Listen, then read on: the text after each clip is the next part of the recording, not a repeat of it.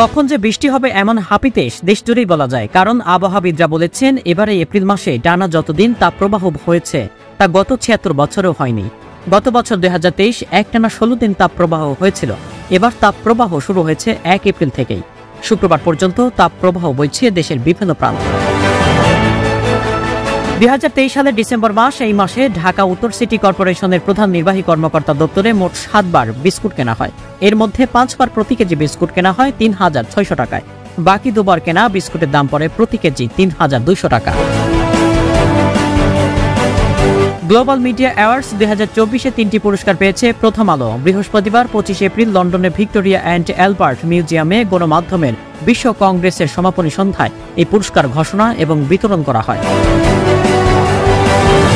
বাংলাদেশ লাগা উত্তর পূর্ব ভারতের আসাম রাজ্যের বরাক উপত্যকার ৩ জেলা করিমগঞ্জ, হাইলাকান্দি ও কাছাড়ে মুসলমান সম্প্রদায় সংখ্যাগরিষ্ঠ। এই ভোট ভারতীয় জনতা পার্টির পাওয়ার বিশেষ সম্ভাবনা নেই।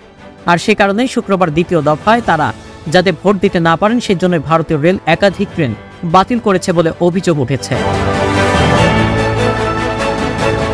৪৬তম বিশেষ প্রিলিমিনারি পরীক্ষা শুক্রবার দেশের সব বিভাগে একযোগে অনুষ্ঠিত হয়েছে। সরকারি কর্ম কমিশন আয়োজিত এই পরীক্ষা ঢাকা, চট্টগ্রাম, রাজশাহী, খুলনা, বরিশাল, সিলেট, রংপুর ও ময়মনসিংহের বিভিন্ন কেন্দ্রে চাকরি প্রার্থীরা অংশ নিয়েছেন।